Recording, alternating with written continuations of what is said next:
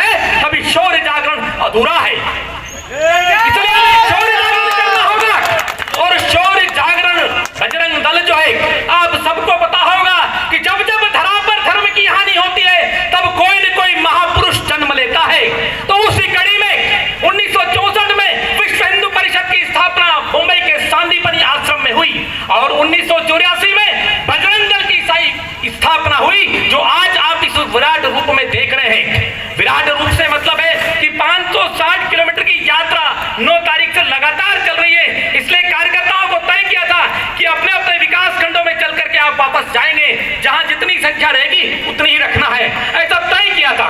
बंधुओं, आप कहेंगे कि बजरंग दल, तो हाँ बजरंग दल, यदि ये शौर्य नहीं होता तो आज आप सब जो राम जन्म भूमि के पश्चात अमरनाथ की यात्रा जाते हैं, बर्फानी बाबा की यात्रा आज बजरंग दल के कारण निर्बाध जारी है। और बंधुओं, इतना ही नहीं तो बजरंग दल जहां आवश्यकता पड़ती है वहां पर सीना तान के खड़ा रहता है, और सीना तान के खड़ा रहता है तो इतना दम से रहता है कि आज लोग लाखों की संख्या में जो बहनों का लव जिहाद में फंसाया जाता है, उनको वापस घर लाने का काम भी ये बजरंग दल करता है। लाखों की संख्या में जो गोवंश को बचाने का काम करता है, वो भी बजरंग दल करता है। क्योंकि बजरंग दल का स्लोगन, ये बजरंग दल का स्लोगन आप देख रहे होंगे, सेवा, सुरक्षा और संस्कार।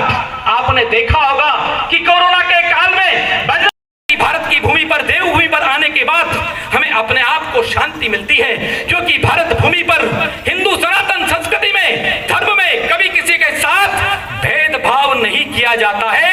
भेदभाव जहां किया जाता है, क्योंकि हम तो काले नाग को भी पूजते हैं, काले नाग को भी पूजते हैं, पर इतना भी जानते हैं कि काला नाग भी जब कालिया देह में जहर विषपान करेगा तो भगवान कृष्ण ने हमें खेल खेल में कालिया नाग का मर्दन करना भी सिखाया है। हम शत्रुओं को आगे नहीं बढ़ने देंगे, उसे नष्ट करके रहेंगे।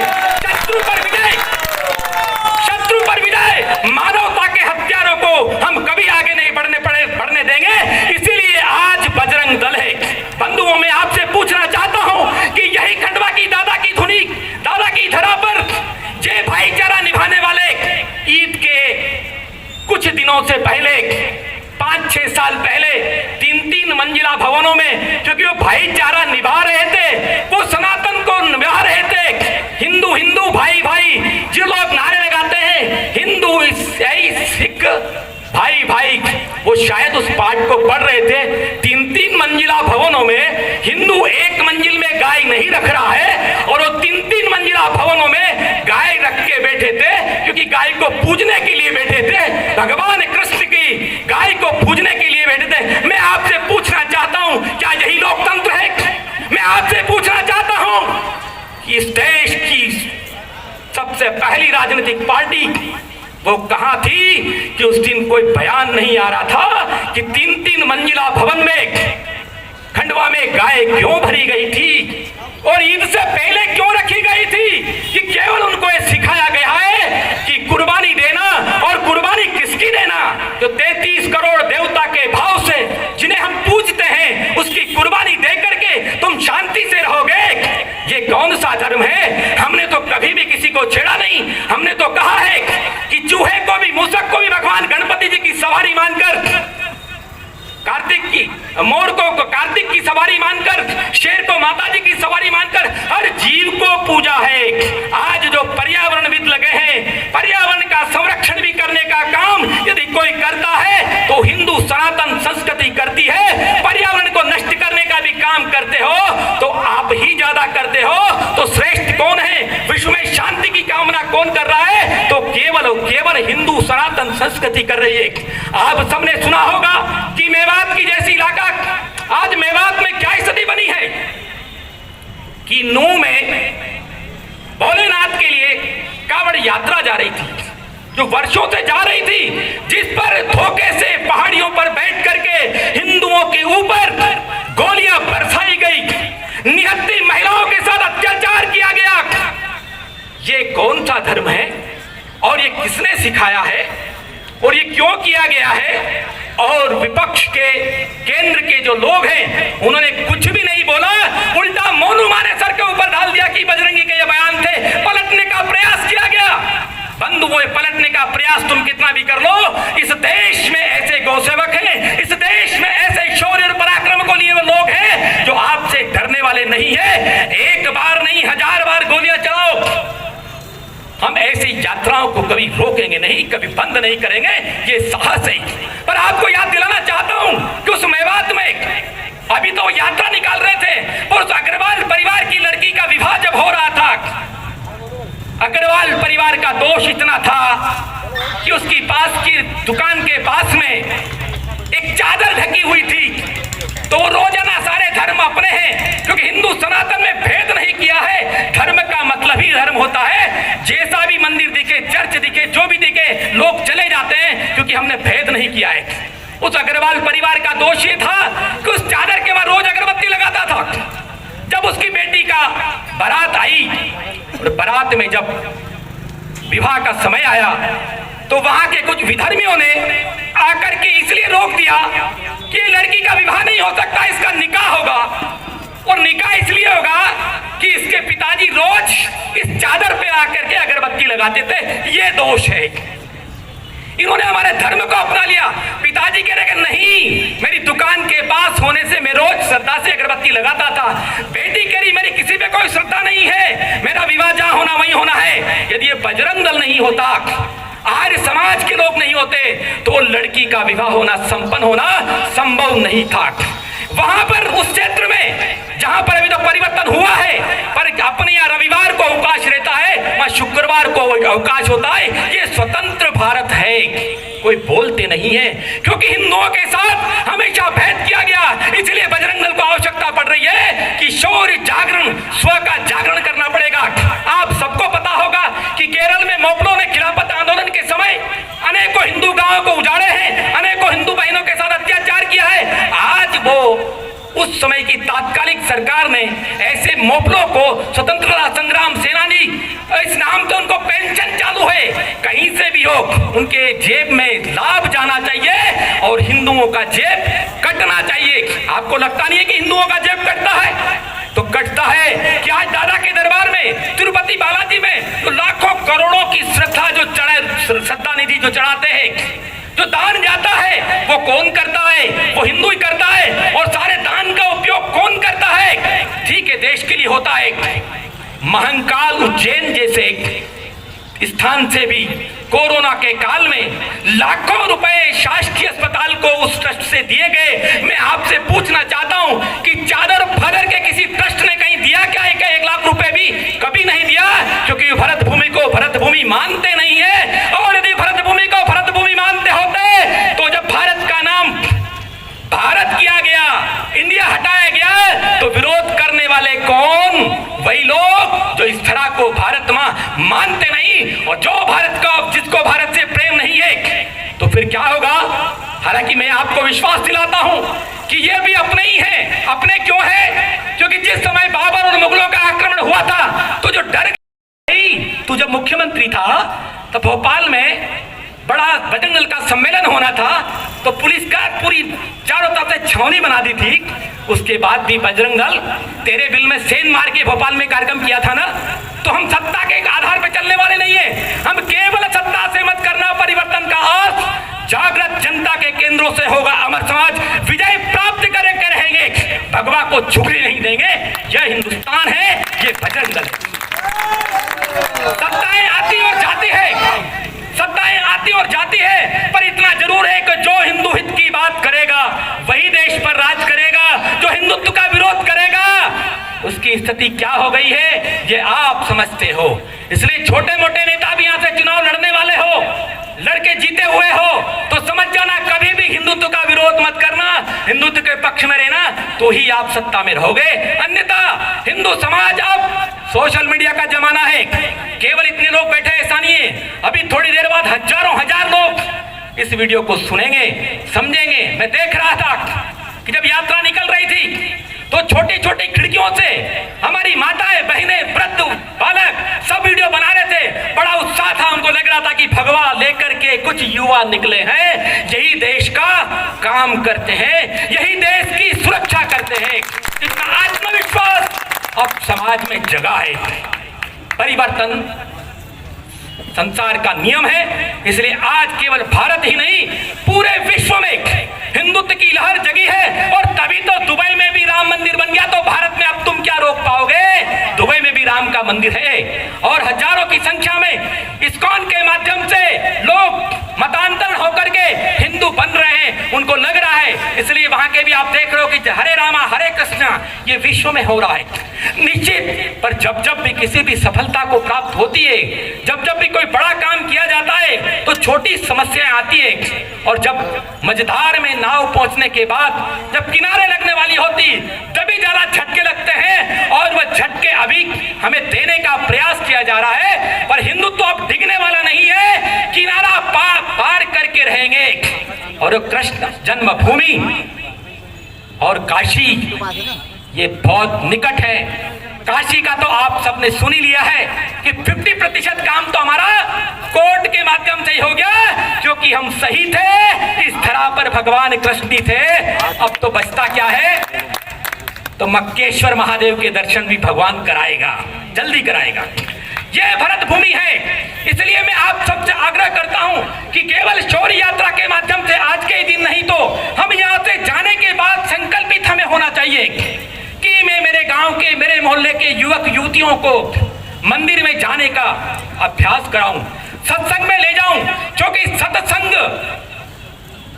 सत्संग बिनु होए, सब आप लोग जानते हो कि बिना सत्संग के बुद्धि सही नहीं होती है। और हमको सबकी बुद्धि सही करना है, अपने आप समाज में परिवर्तन होगा, और समाज में परिवर्तन होगा तो बड़ा परिवर्तन होगा। आज हम देख रहे हैं कि लोगों में आध्यात्मिक भावनाएं बढ़ रही है। पहले कावड़ यात्राओं की संख्या कम होती थी, आज हजारों की संख्या में कावड़ यात्राएं पूरे देश में शुरू हो गई है। कोई विश्व हिंदू परिषद बजरंग दल ने कहा तब शुरू नहीं हुई है, ये लोगों की आस्था जग रही है। आज तीर्थ स्थानों पर लाखों की संख्या में, और इन तीर्थ स्थानों के माध्यम से इन नंगे भूखे कटोरा वालों को खूब रोजगार मिल रहा, पेट काई से भर रहे हैं। तो केदारनाथ भी जाते हो ना, तो खच्चर चलाने वाला कौन है? द्वारकाधीश जाते हो ना, तो वहां ऑटो वाले, नाव वाले, ये कौन है? उनका पेट कौन भर रहा है? तो कौन? आप ही भर रहे हो।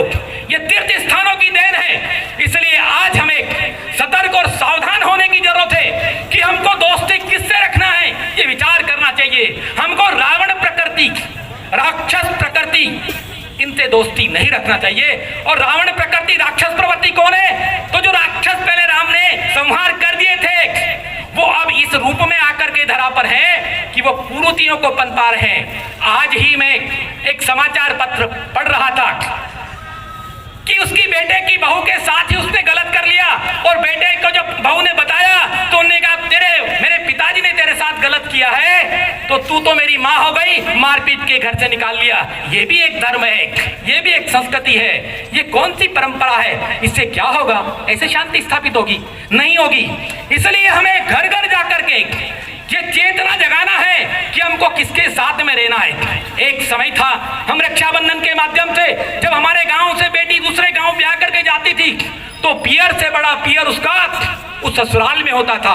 वहां किसी बहन को राखी बांधती थी, पर राखी की परंपरा क्यों?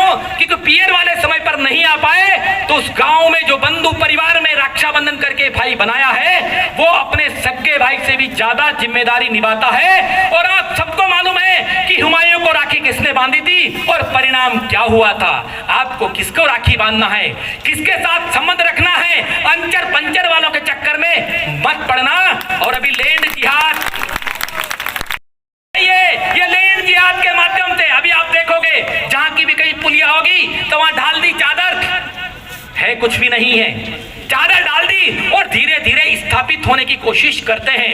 ये राष्ट्रीय राजमार्गों पर, रेलवे स्टेशनों पर, जगह जगह जहां पर पब्लिक पहले से वहां पर अपना कब्जा जमाना चाहते हैं, और ये लैंड जिहाद है। और ये लैंड जिहाद का परिणाम क्या होगा कि भगवान न करे, वैसे इतनी हिम्मत नहीं है, पर जब गृह युद्ध जैसी स्थिति कोई बनी तो ये उन स्थानों का दुरुपयोग करेंगे। आपको सबको मालूम है कि जम्मू कश्मीर में आतंकवादियों को शरण स्थली कौन सा धर्म स्थान देता है, कौन से स्थानों में छुप करके वो गोलियां बरसाते हैं हमारे सेना के जवानों के ऊपर। इसलिए ऐसे स्थानों को चिन्हित करके सरकार को भी चाहिए, प्रशासन को भी चाहिए कि ऐसी लैंड जिहाद को तुरंत रोके। ऐसे स्थानों से देश को, समाज को खतरा है। यदि वो नहीं रोका गया कि लैंड जिहाद, अभी व्यापार जिहाद शुरू हो गया है कि जहां पर सब्जी मंडी में 4 हिमाल इकट्ठे थे, पहले हाथ जोड़ के राम राम करके उन्होंने हेमाल का लाइसेंस बना लिया। धीरे धीरे 4 के 40 हुए, पता नहीं उस 40 में कौन सा बांग्लादेशी व्यक्ति भी है, कौन सा व्यक्ति रोहिंग्या भी है, और उन्होंने सब्जी मंडी में अपना कब्जा कर लिया। अभी कब्जे के बाद क्या होगा, उनकी मर्जी हो तब वो हड़ताल करेंगे। इसलिए छोटी छोटी चीजों पे ध्यान हमको देखना है। सारी समाज को चिंतन करना चाहिए कि हमको समर्थ होना चाहिए और ऐसे लोगों से बचना चाहिए। और भगवान से मैं कामना करता हूं, बजरंगबली से, कि ऐसे दुष्प्रवृत्ति की बुद्धि वालों को भी बुद्धि दो। हम तो उनको आत्मसात करेंगे, पर कब करेंगे? जब उनका राजस्व रिकॉर्ड उठा करके वो देखेंगे कि बाप दादाओं का नाम क्या था। हम आपके साथ हैं, भूले बिसरे को साथ लेना पाप नहीं है, पर हमारी संस्कृति, सनातन संस्कृति, भारत माता की जय बोलना होगा। और अब तो देश के प्रधानमंत्री को मैं धन्यवाद देता हूं कि राइटिंग में भी इंडिया नहीं लिख पाओगे, अब तो भारत ही बोलोगे, अब इंडिया की जय नहीं बोलोगे, अब भारत माता की दुनिया बोलेगी भारत माता की जय। जब भारत माता की जय होगी तो अब तो आपको मानना पड़ेगा कि हम इस धरा पर रहते हैं।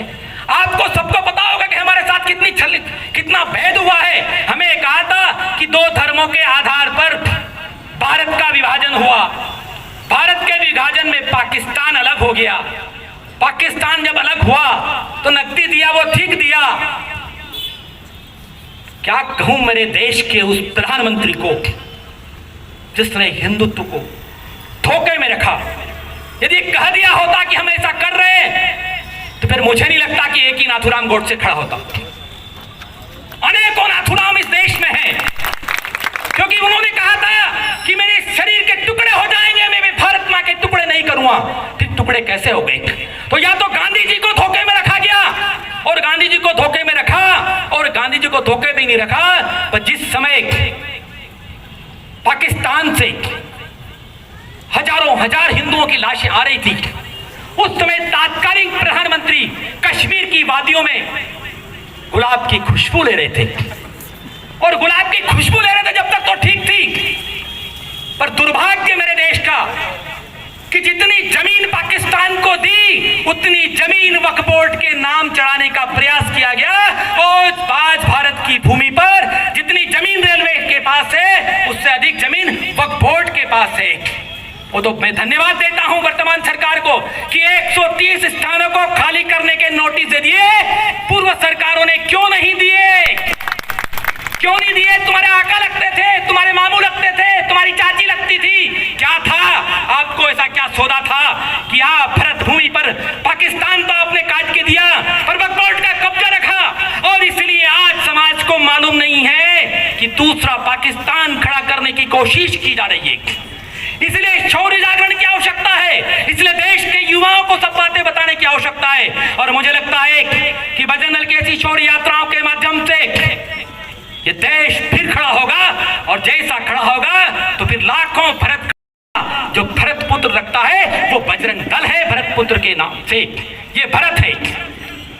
इसलिए आज मैं खंडवा और खंडवा विभाग के नगर के सभी नागरिकों से, बजरंग दल के कार्यकर्ताओं से, मातृशक्ति से, दुर्गा वाहिनी से यह आह्वान करता हूं, संकल्प करवाता हूं कि आज के बाद हम जहां भी हैं, जैसे भी हैं, पर 7 दिन में से एक दिन 1 घंटा इससे निकालिए कि हम समाज जागरण का काम करेंगे। यदि आज आपने शौर्य जागरण नहीं किया तो बंगाल जैसे घर से बाहर मांग में सिंदूर भर के नहीं निकल पाओगे, मंगलसूत्र पहन के नहीं जा पाओगी, अपनी स्वतंत्रता नहीं होगी।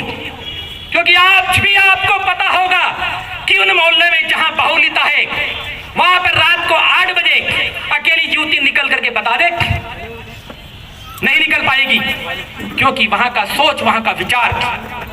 तो जहां जहां हिंदू घटा और देश बटा। इसलिए मैं आपसे फिर विनती करता हूं कि हमारा मध्य प्रदेश, हमारा खंडवा मेवात न बने। इसलिए आज शौर्य जागरण की आवश्यकता है, और मुझे विश्वास है आप सब पर कि यहां से जाने के बाद आप इस संकल्प को पूरा करेंगे। भारत माता की। AC, cooler, fridge, deep freezer, inverter, mobile सब मौजूद है अंबेडकर चौराहे के सामने। पावर पॉइंट इलेक्ट्रॉनिक, सभी प्रोडक्ट वो भी रीजनेबल रेट पर। एक बार जरूर विजिट करें।